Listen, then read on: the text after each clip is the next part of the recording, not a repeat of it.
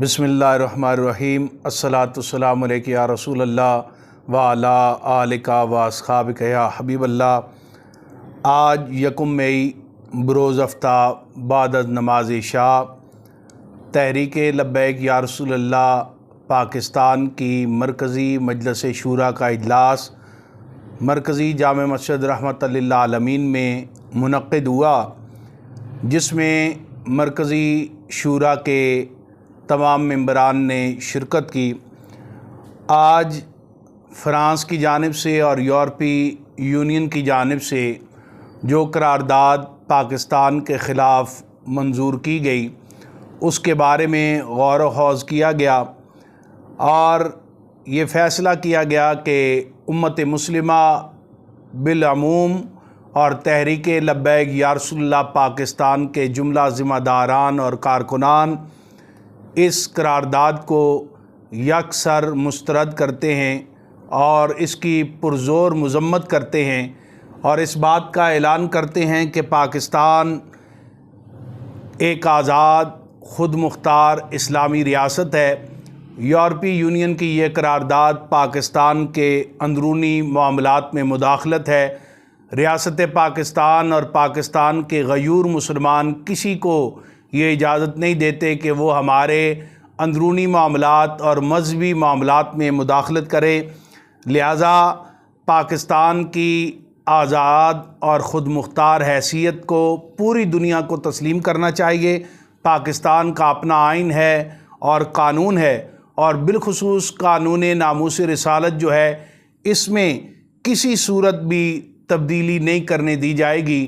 یہ حضور علیہ السلام کی عزت و ناموس کا محافظ قانون ہے، لہٰذا یورپی یونین کا یہ مطالبہ جو ہے یہ بالکل غیر آئینی، غیر اخلاقی ہے، اس کو ہم یکسر مسترد کرتے ہیں۔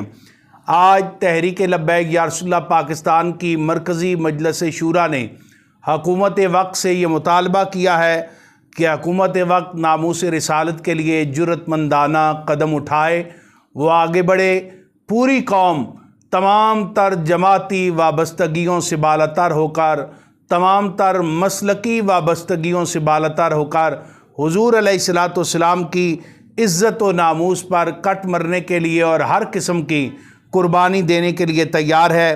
لہٰذا ریاست مدینہ کے دعوے داروں سے ہم یہ کہتے ہیں کہ وہ لوگ ایک جرأت مندانہ قدم اٹھائیں اور پوری قوم کو ناموس رسالت کے مسئلے پہ اکٹھا کریں۔ تحریک لبیک یا رسول اللہ کے خلاف حالیہ جو ظلم و ستم ہوا، ہزاروں ہمارے کارکن جو ہیں وہ زخمی ہوئے۔ تحریک لبیک یا رسول اللہ پاکستان 27 لاشیں اٹھانے کے باوجود، اور اب بھی ہزاروں کارکن ہمارے جیلوں میں ہیں، لیکن اس کے باوجود آج مرکزی مجلس شورا یہ اعلان کرتی ہے کہ اگر حکومت ناموس رسالت کے لیے کوئی قدم اٹھاتی ہے تو تحریک لبیک یا رسول اللہ پاکستان کے کارکنان تمام ظلم و زیادتی جو ہیں وہ بھول جائیں گے اور حضور کی عزت و ناموس کے لیے صف اول میں کھڑے ہوں گے۔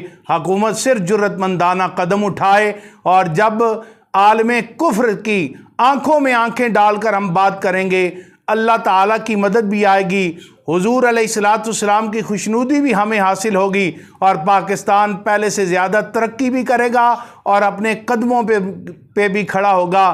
عمران خان صاحب کو چاہیے کہ وہ اس موقع پر جرأت مندانہ قدم اٹھائیں۔